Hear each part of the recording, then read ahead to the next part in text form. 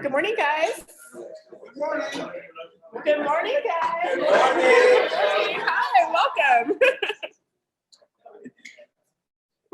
So I think there are a few some unfamiliar faces that want to maybe introduce themselves.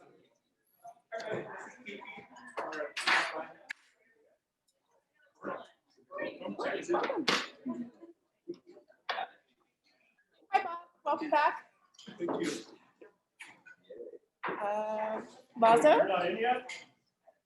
Darlene Spoor, Arcata House Partnership. Thank you for coming this morning.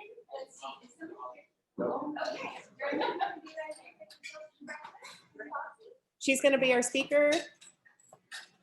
Yay, you made it. No? Anybody else online? No?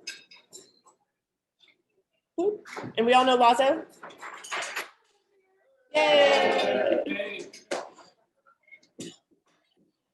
We had a few fun events over the weekend. Ian, want to talk, or Dustin, you're online. Do you want to talk about this Rotary Citation or your silly hat?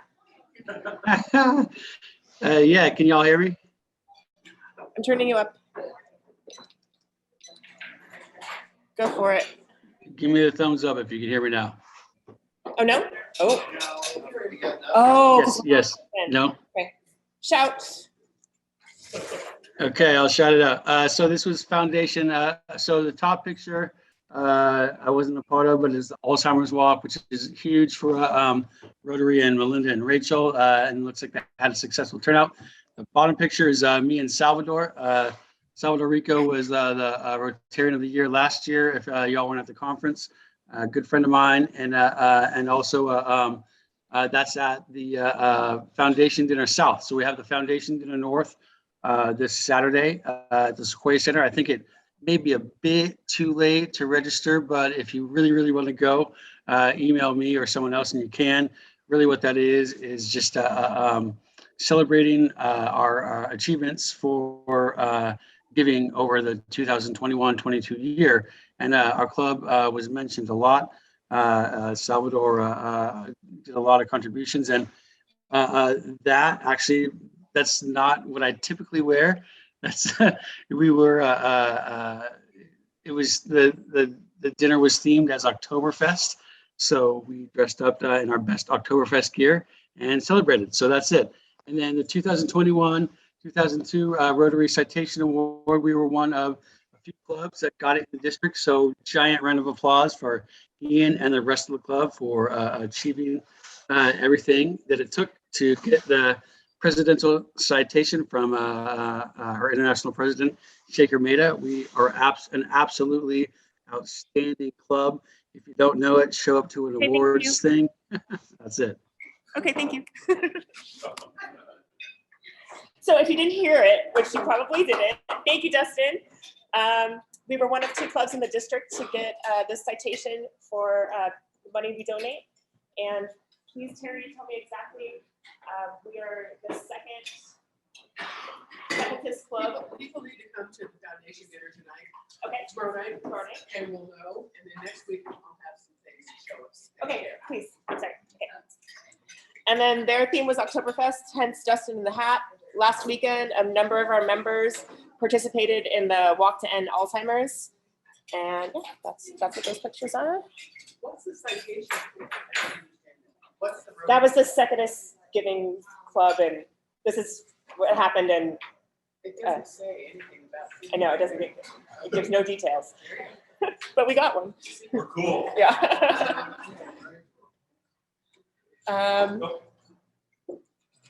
Okay, for the month of October, the Blood Bank's going to plant a tree for every blood donation or attempted donation. So get the fur, you still get a tree. So thank you. Tell a friend. There are some flyers at the signing table if you want to give them to friends.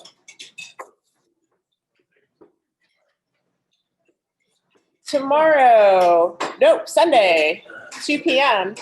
if you're not going to see Sarah Bareilles, like I am, go here. 2 o'clock, $7. Sounds like an awesome fellowship opportunity. This is next Wednesday, finally, at the Griffin, 5:30 to 7. If you are a woman looking for other women in Rotary, this is a wonderful opportunity, support group, resources. Yay. Is there a Taste of the Holidays update?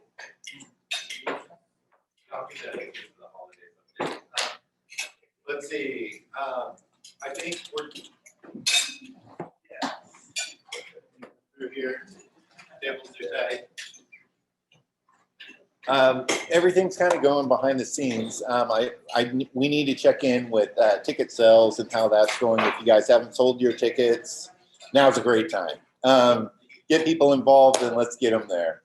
The other thing is that normally we're not asking too much for raffle items from the club this year, but we are in need of a raffle item of a Yeti cooler. So if anybody has a Yeti cooler they want to donate or has a way of getting their hands on one, let us know.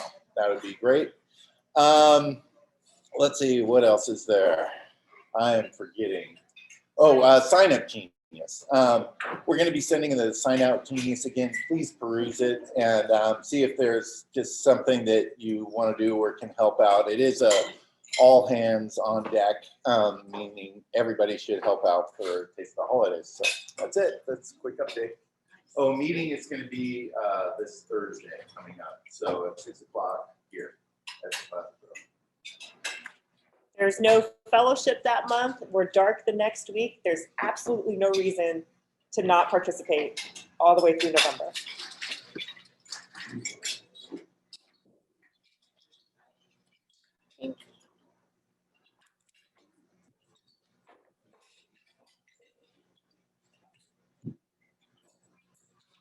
We'll skip this. Can't hear it. Backpacks for kids. Thank you, Ian, for picking up. And maybe today take another photo because this is the most recent one I could find. Look at those baby faces. Do we have?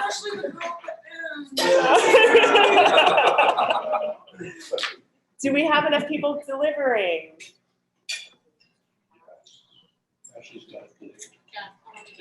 On it? Okay, beautiful. Anything else? Do we need anything? I just saw the Sign Up Genius, but I didn't check it. Today's good. I think somebody signed up this morning to deliver next week, which is great. Thanks, Ian, for signing up for a bunch of pickups. But yeah, take a look. And we're not doing the seasons thing this year. We divided calendar into 3 different groups previously. I've only got through December on there now, but I'm going to put the rest of the year. Go ahead and commit to something to cost you. That's okay. And then you can do your life around it. Adjust accordingly. Okay, beautiful. Like the dentist. Okay. You stop and help pack, even if you didn't sign up to stop and help pack. We'll be there. And then I just want to take a time out for this back table to introduce maybe Shoshana and some interactors. Hi. Okay. I'm Sydney. I'm from Interact. I'll send that. Okay. I'm vice president, and then this is I'm the president of Interact, and my name is Tracy. Hey, welcome, guys. Thanks for coming. How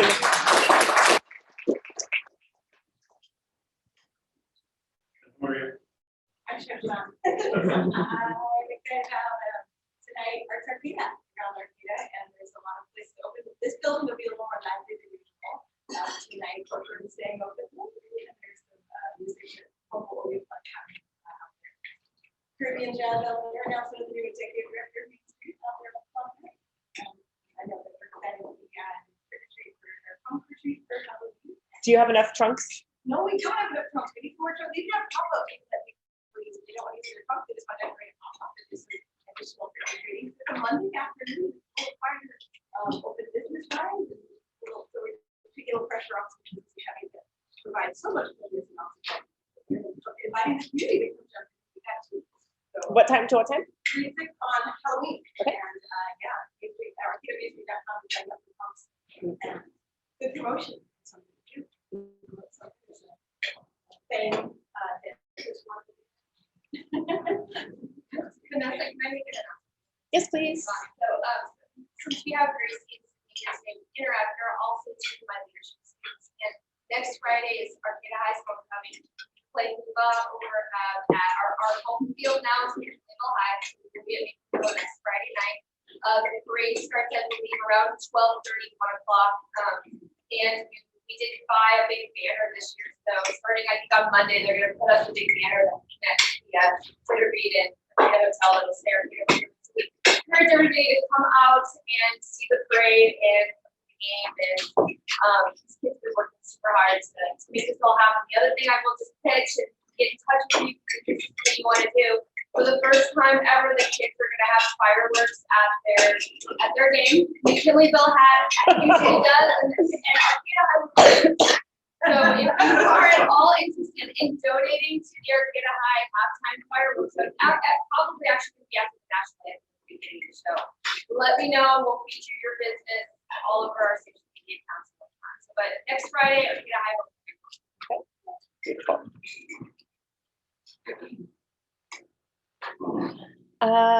Craig. Thank you. Janice, if you're on the call, thank you for all these photographs.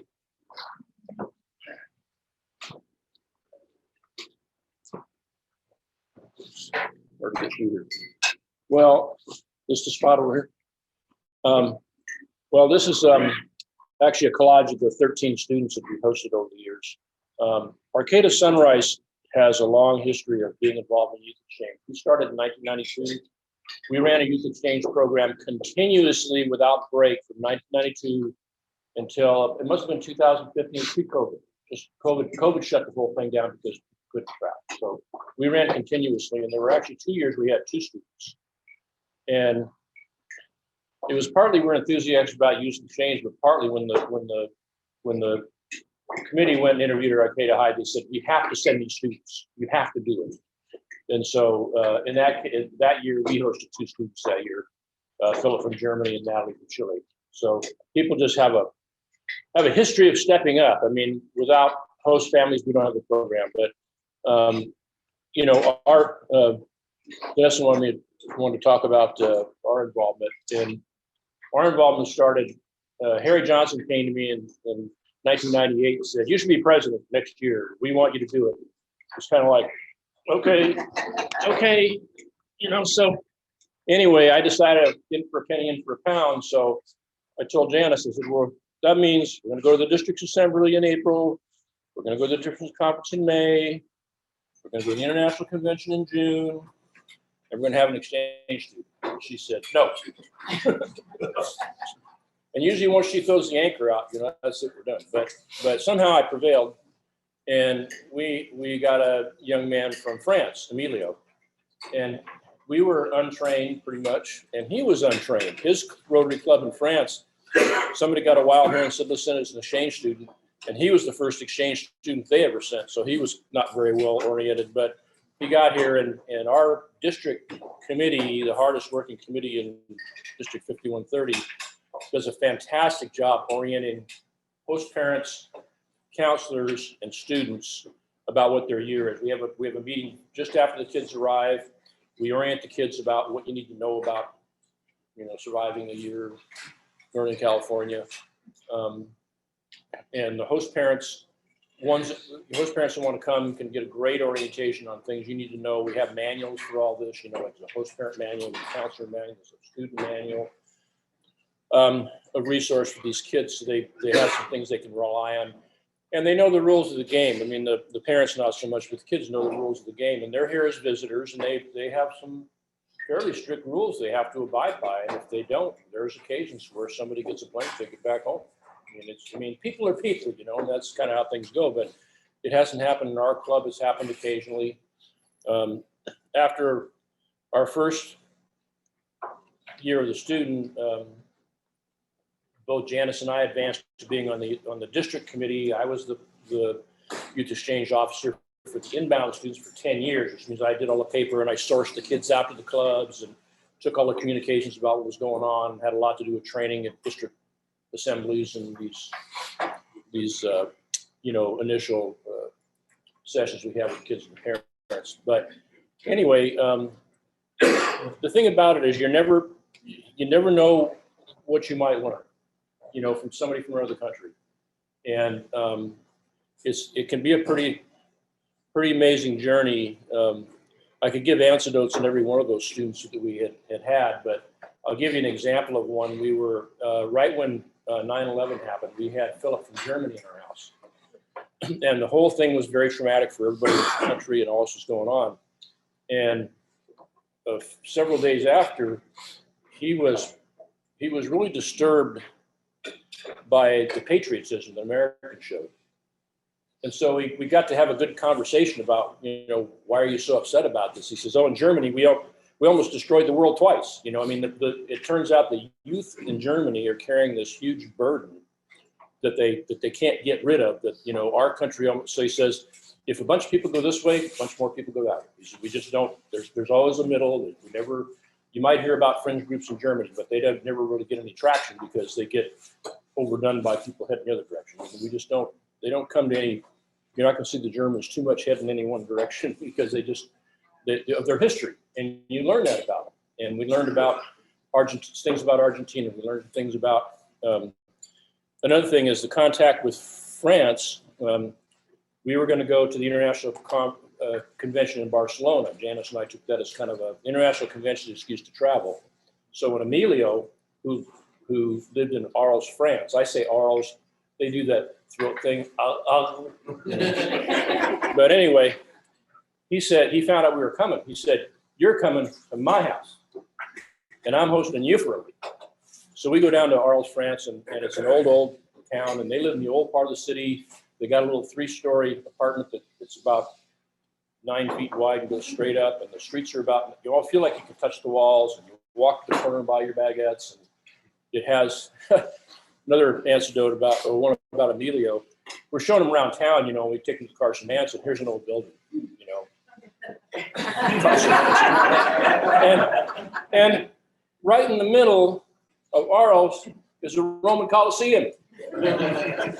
And the ruins of the Roman baths, which you can still see how it all went, where the water went, where people were, and there's a little bit of a remnants of the they call it the circus, where the chariots raced around the track, and all that's right in town, plus the ramparts from when it was, the Roman times. There's a wall. It was at one time a walled city, so the ramparts are still there. So yeah, here's a Eureka Mansion. But anyway, what's made it successful is people say, yes, I'll do this. It's 3.5 months. They take up space in the bedroom, 1 bedroom. I always tell people we raised the exchange student just like we raised our boys. Janice did all the work and I mostly ignored them. but anyway, it's a great thing to do. It's a great experience. You will learn as much as they will learn if you do it. If we don't get exchange families, we just can't run this year. And the committee has to not select a student, and we just no inbound, no outbound. So we need people to step up and do it and say, yes, I'll take that young person coming from I'm not sure where, because they don't get searched out till later on. But anyway, I encourage you to consider it. It can change your life. It can change your view of the world in some different countries. So. Thank you both. Thanks, Janice. Thanks, Fred. So please, if you are interested, planning has already started for 23-24, right? Yes. And we need to decide right now. So, say yes and cross your fingers and hopefully, And Claire's going to send out a survey, or I will send out a survey, either way. Either way. Can we Okay. add a little bit, to the conversation? We had a wonderful pool of students between 3 plus. We interviewed 11 and 4 hours of interviewing and dinners and chocolate bars. And we all survived it, and they were fantastic. But it's a very hard decision because there are so many. They're all really wonderful candidates and really motivated to go out in the world and learn more about culture. This is our pathway piece. This is why the state department has a youth exchange program. This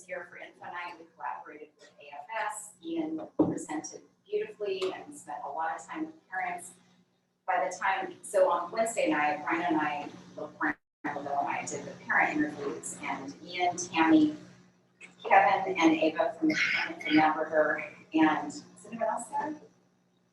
Did the student interviews. So what I found is that, you know, Ian did such a great job in the night that the parents didn't really have any questions. We were just able to talk about, you know, what they wanted for their student out of youth exchange and how they were feeling about them going. They were very, very supportive and very supportive of the program. But I do think, I'm glad Ian kind of lit a fire into me last night, which I'm grateful for.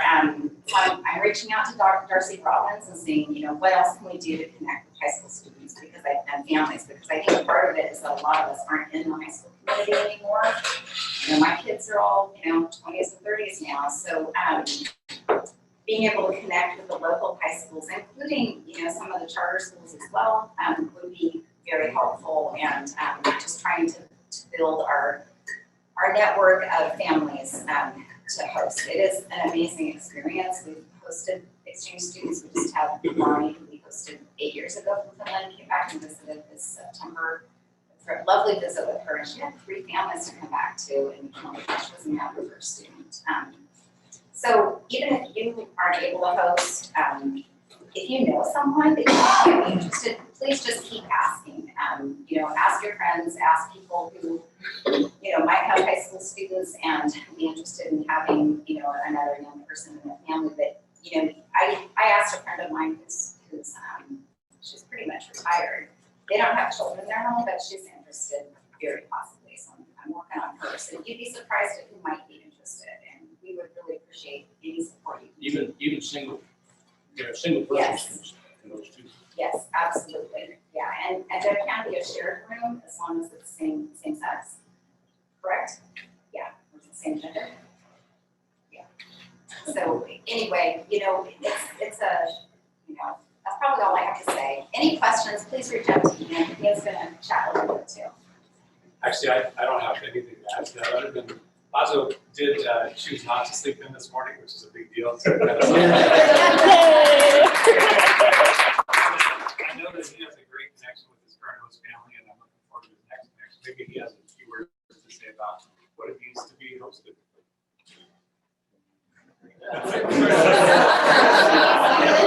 I wasn't gonna put you on the spot, but now you are.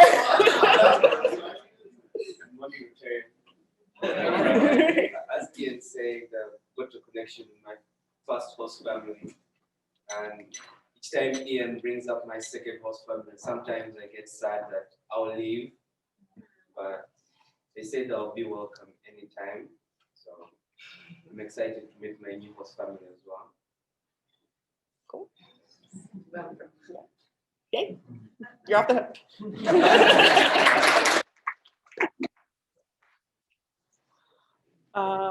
This is my favorite picture I found.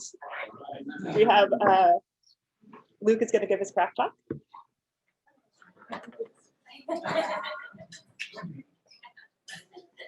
Speaking of citations. Yes. Did you get one?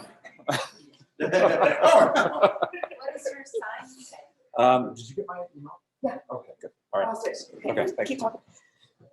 This was years ago on the plaza. So I'm Luke Scown. I have been a member here for over a year now, and so I'm finally getting around to doing my craft talk. Nick cornered me the other day, and so I figured that was time. All right, a little history about me. I am a 6th generation Humboldt County native. My family settled here in 1852 on Bear River. I was born and lived in Eureka till I was 5, and then I moved down to Southern Humboldt to Dean Creek area. I grew up on a cattle ranch down there, and where I stayed until graduating high school from South Fork, and then I joined. Go Cubs! I joined the Air Force right in 2000, because certainly nothing bad's going to happen. So I distinctly remember telling my mom, like, everything's fine. Like, the world is relatively at peace. Everything will be fine. And then September 11th happened. I deployed twice. I was in Saudi Arabia and Cyprus during the wars, or the starts of the wars. Fortunately, nothing horrible happened to me, but it was not all fun at the same time. So, but great experience. I then took my GI Bill and went to then Humboldt State. Got a degree in business administration with a minor in economics. And while I was doing that, I was doing residential construction and building houses with a small contractor here locally.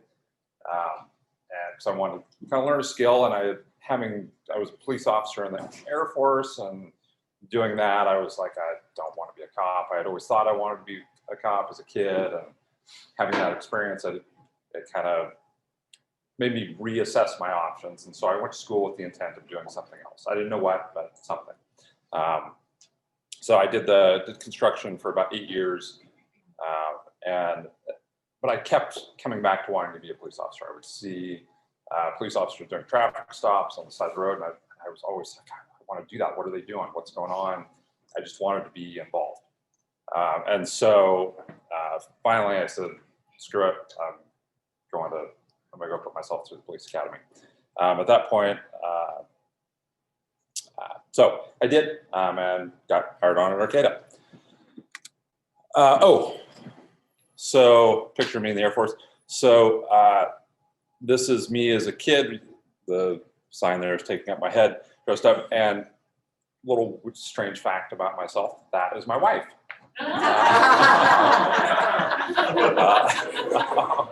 So we were neighbors growing up until I was about 5. So we have lots of childhood photos together. How do I Now, move? you are from Southern Humboldt as I am. Now, you were not married at that time. No, I was not. Thank you. I mean, people say stuff about it. Right, and we were neighbors in Eureka, so that would have been different. Yeah, it wouldn't have been allowed then. So I now, my wife and I have been married we just had our 15-year anniversary. We've been together for 20 years. We ended up, after about 5 years old, we had no interaction with each other pretty much until my mom ran into her dad in Eureka and set us up on a date. And so we've been together since. These are my kids here in the corners, Jacob, Claire, my wife down here, Caitlin. That's my son, and my brother is cut out of the picture there fishing up in Oregon. And so we like to travel, go places. This year we went to, some of these pictures are in Michigan, on Lake Michigan. We've gone, my wife and I have spent quite a bit of time in Europe, traveling around. Growing up, I was always involved in service stuff. I was in 4-H since a little kid all the way through high school. And so that's just been a big part of my life. I don't know how to use Sorry, every these time things. I There we move go. it, Okay. All right. All right. So that's personally me. Professionally, I've been a police officer here in the city of Arcata for 10 years. I have been a patrol officer. I was the downtown bicycle patrol officer. That picture you saw there, and here's another one of me. I've been a field training officer. I've trained a lot of the officers that we currently have. I did 3 years as a detective doing major crime investigation here, and recently transferred out of that, and now I've promoted to this just within the last 4 or 5 months. I'm now a sergeant in charge of our community outreach team, which does our community ambassadors, and we're hoping to grow it. If we can get our staffing up, we'll have some additional resources, and we'll be able to do more stuff with mental health and homeless community kind of outreach and things like that. I'm also I teach out at the police academy, way more than I should, so why Rotary? My grandfather was John Morrison, and he was a charter member of Eureka Southwest Rotary. And as a little kid, I remember going to Rotary. So it's always been something that I've just kind of been involved with. So, and that's why I'm here. Terry, I ran into Terry at a thing at Southwest Rotary for my grandpa, and she invited me. Because I like to recruit people at memorials. Yeah. We loved the judge. He was awesome. And that's it.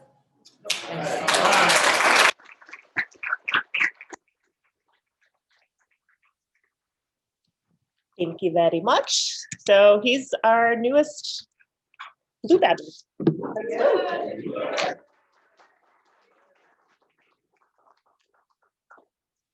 We just get to, we'll go back to this slide actually. Is there a couple of, Greg? Would you like to come up and introduce our speaker? Absolutely, happy to. It's good to see a fellow South Fork High grad in this club, and I think you're at least the third generation of Scowns there, are you not? Yeah, yes. Your grandmother went there. Yeah. Your dad and your uncles. Yeah. Yeah. They had my parents as teachers, so I didn't see your name circulated otherwise. Well, but welcome anyway. Yeah. But I'm here not to be a smart ass, but that comes naturally. To introduce our speaker this morning is someone who I know primarily through Zoom. It's good to see Darlene in person, but Darlene Spoor is our program this morning, and she's leads the Arcata House Partnership, which I think many of you are familiar with, but it's been in Arcata and the environs since 1991, providing services to the homeless and others, and with compassion, dignity, and respect. And Darlene has been there since 2016. Thank you for, by the way, having a website with information on it. But during her tenure, the organization has doubled in size, and we've been hearing a lot of good things about some of the expansion and the new projects they have on board. And it's always been important. It's we think the homelessness and some of this is a relatively new phenomenon, but again, 30 years. So a little bit, the year before this club started is when Arcata House Partnership started. And so I know Darlene through Zoom being really involved in the housing discussions, which I think are really important. And so I want to introduce her and bring her up and hear about all the great stuff you're doing. Thank you.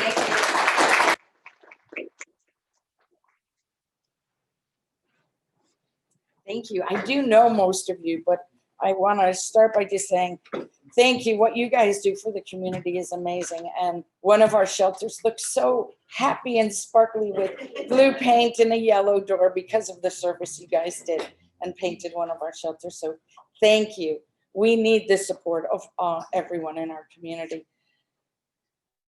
You are the face of the business, the face of tourists, the face of all that is happy in Arcata.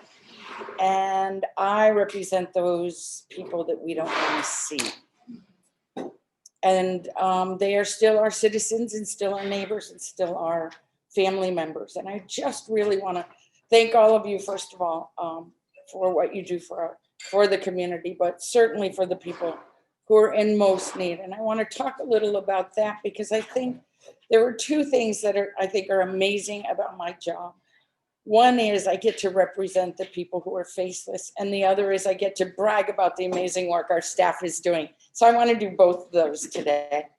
I want to talk a little about what we do, because what has happened in the world of homelessness has just exploded. As you know, we are seeing more and more people who are homeless, more and more people who are hungry, more and more people who are in need of services.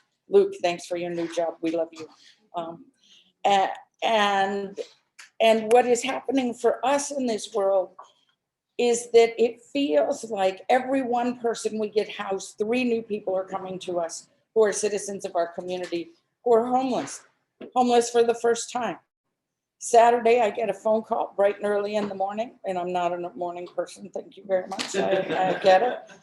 And it's an 80-year-old, a 70-year-old woman who is in need of service. And I think they may have came through I don't know if it was the police department or the emergency room, who was homeless for the first time. And she'd been homeless for about 10 days. She had enough money to be in a hotel for a few days. She lost her housing because her spouse died and her income got cut, and she couldn't afford to be there anymore. And she was scared to death. Imagine being homeless for the first time at 70. First of all, it's untenable to me that people who are 70 have to worry about that. And she was scared to death. And she came up to our staff and said, "Are you the people that house people?" And we're like, "What can we do for you?" And as it turns out, we were able to, she had a car with 2 dogs. We were able to get her into our safe parking spot program the very next day. So she didn't spend one day without service. And now it's been a few days. 70-year-old women shouldn't be sleeping in their car very long. And we did get her into a shelter bed within the next couple of days. But these are the stories of the people who we are serving. When we talk about the face of the homeless, I know what I see when I walk through the plaza or through our town. I don't see the families, the mom with their children in the car who have to worry about going to school every day. I'm generally not seeing the 80-year-old woman who was a social worker or an ER nurse at San Francisco emergency room for all those years. What I'm seeing is the people who have severe mental health issues and substance use issues. And so when we all think about the people in our community who are homeless, that's what comes to mind, right? The person who's peeing in our doorway, the person who is talking to themselves and having a really difficult time, or the person that we're calling APD about all the time, all of us, because they're having difficulty. I want to tell you that the 2 single fastest growing populations that we've been serving over the last 3 years since COVID, families with little children who have lost their jobs. They've been working in, minimum wage jobs. They've lost their jobs. They have nowhere to go. And seniors. And it just makes no sense to me. But we as Arcata are working faster and harder than any other city in Humboldt County. So I want to say that. We are opening more shelters and more housing at a rate that's just not seen throughout our county. You guys have supported alternate shelter programs over the last couple of years as we try really hard to get a place for people. And so over the last few years, there are some things that we've done, Arcata House Partnership has done that we've never done before. We never ran an emergency tent shelter program before. We never ran an emergency hotel program before. We never ran an emergency car park program before, but we've done that this year over the last couple of years with the support of all of you. No other city in Humboldt County is doing that. There's been no other managed hotel program. There's been no other tent shelter program or safe parking program in the county. And we've done that, and we've done it learning some lessons. Because it's been the first time we've done it. We've run shelters for 31 years, but not those kind. We've learned lessons and we're much better. And I wish we didn't have to be better, because I wish we didn't have to have those kinds of programs. But we do, and I want to thank you all. So let me just say, when we opened the safe parking program on Samoa, there were lots of people parked out front with broken down RVs, and people were calling saying, "Darlene, what kind of program are you running here? It looks like a mess." And I kept saying, our program is inside the fence and it doesn't look like a mess. But there are people on the streets and people in the community that still really need help. And I encourage you to call me, but we can't be all things to all people. I get calls all the time. You're opening this new program. Why are there still people who are homeless in the community? I'm like, give me a minute.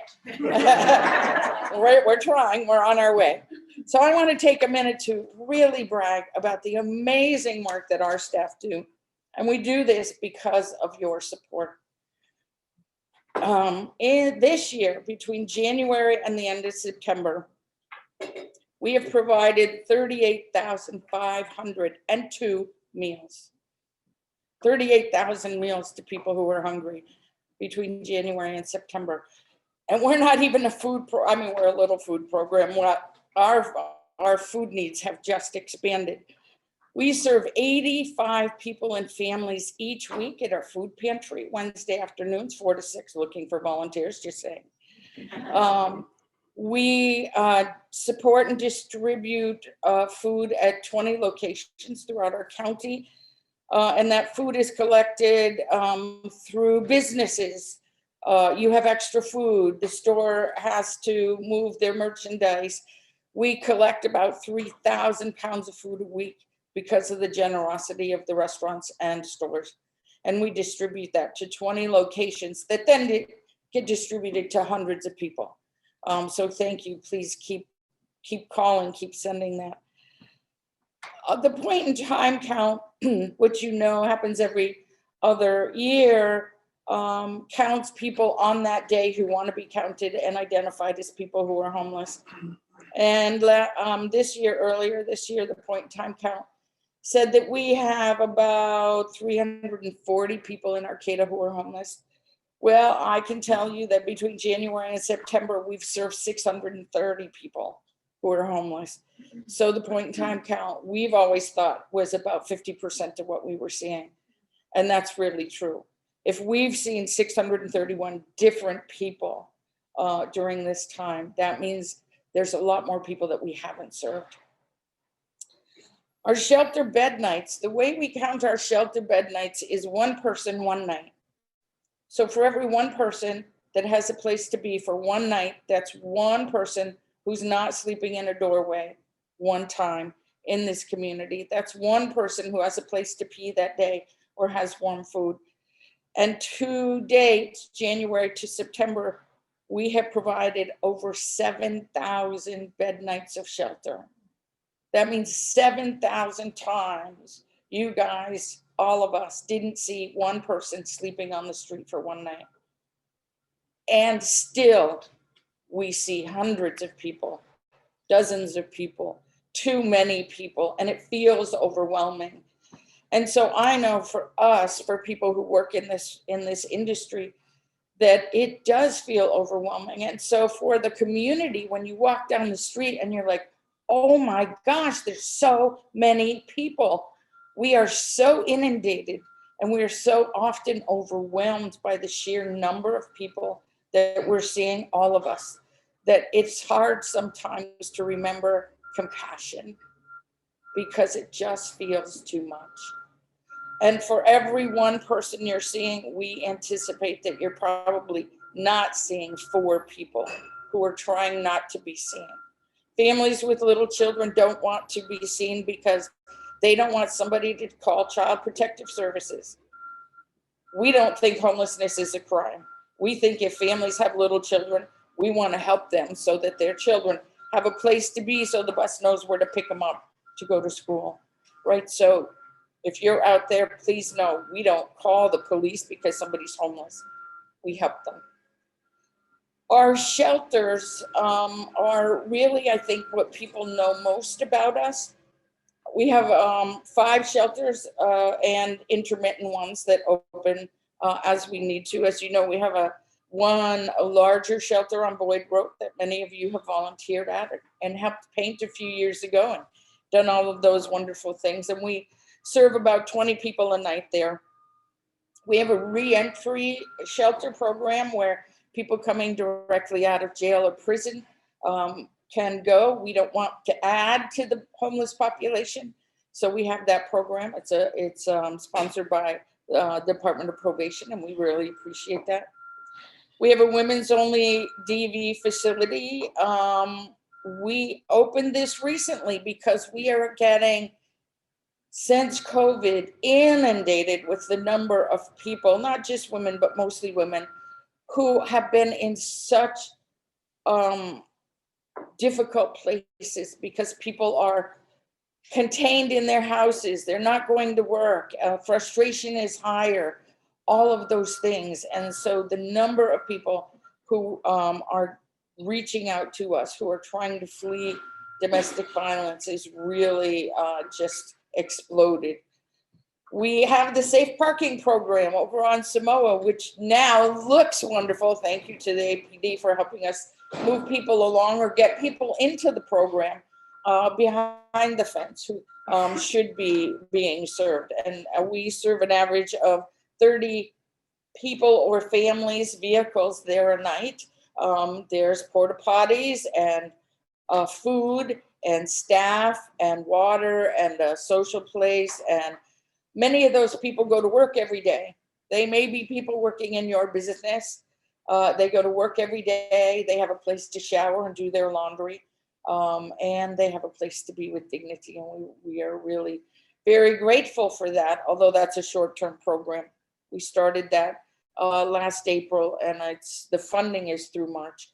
Let me just say one of the most difficult things about what we do is that our funding comes in little bits and pieces.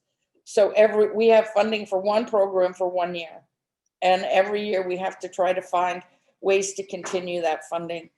And we're trying really hard to work with, a lot of our funding comes from the feds and the state to help them understand that it's really labor intensive to have to write all of these proposals every year for the same project. Give us a couple of years, let us take a breath, right? We had a emergency hotel program until just a couple of weeks ago when we bought the days in, and we are turning it into 60 units of affordable housing. So that's really exciting. We bought it September 15th. The goal is to have all of the renovations done and kitchens put in so they're fully functioning apartments by the end of the year, so that we can get 60 people housed. The population that'll go in there is they have to be homeless and very low income. So we have been working with the community to get people on the list. Unfortunately, we have 60 units. Danco bought the red roof in, and we'll do the same kind of program. And they have 79 units. We currently have 3,000 people on the waiting list. And that's just people who are homeless and at or below $16,400 a year in income for a single person. Yikes. So we're trying as hard as we can. We also, as you know, do permanent housing. We'll add these 60 units. We have 46 units throughout the community of permanent supportive housing where people live in your apartments and they're your neighbors, and we subsidize the rent. We have another 14 units of support. These are similar to Section 8, except they come through us because they get support services. So we have staff that work with them all the time. For permanent supportive housing and rapid rehousing units, we have 14 of those. We need landlords. So not only do we need volunteers, we need you, we need landlords, we need you to employ our people, we need you, all of those things. This year, we also referred people to our partner agencies, Open Door, Adult Protective Services, Senior Center, all of those organizations that do things that we don't do. We partner with about 200 organizations because we're really good at what we do, homeless services. We're not a medical provider. We don't do detox. There are things we don't do. And so we partner, and we referred people 5,200 times since the beginning of the year, so that excuse me, people can get additional services that they need. That's who we are. Now over here, I have some information. I have some pretty color things. So if you want to see what we do, please stop by. I have some flyers. If you know people who are experiencing homelessness, please grab some, share them. Information that talks about our program. Again, we can't do what we do without you.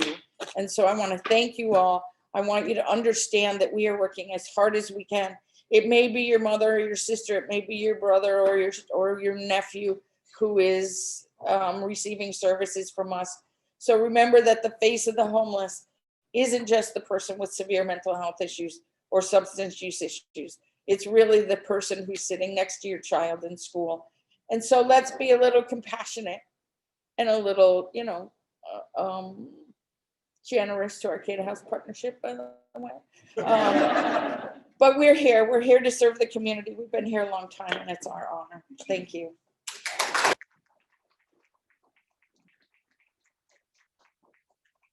Sorry, were there any questions? Oh, I'm sorry. And whose keys are these? Oh, those are Sydney's. She just wants to- Okay. Is there a raffle today? Okay.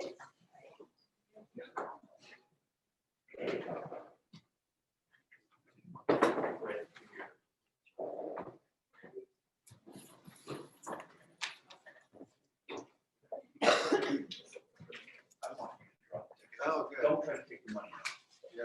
Oh, Yeah, strange. all right. We're trying two. Is that right? Two. There's one.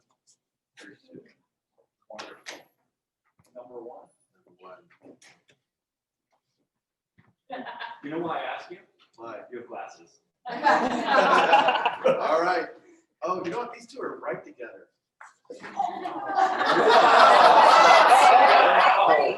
All right. Tough. Ticket number one ends in 824. All right. I don't want Huh, right next to each All other. right. And he repicked. And I repicked next one. Did you have 8? All right. Okay. Well, then I screwed you. My retirement. Ready? All right, I'll use $5. Second one is 832. Ooh, here. Oh, they're all right and slip through. Yeah. Weird. What did I say? No, but I said, Right. Dick's right after me, so. $5. See, the weird part about the whole thing is Greg paid me $10 to draw them.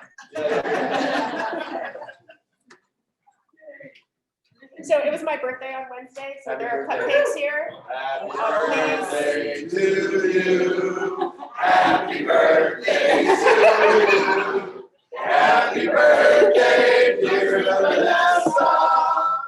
Happy birthday to you. It's my second worst day here. Are there any other announcements? Yes, Rebecca. So we are gonna have a run next Thursday, October 20th. So I need to talk to Nick with Rotary or Interact to see if we can get some Interact students there, and I will send something out. I'm a little bit delayed.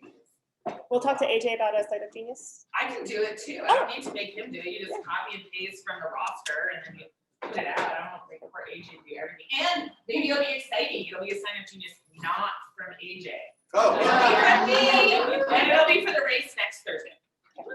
From 4 to 6? Approximately, yes. Okay. Any other? All right. Who's doing backpacks for kids? Woo, woo. All right. Thank you.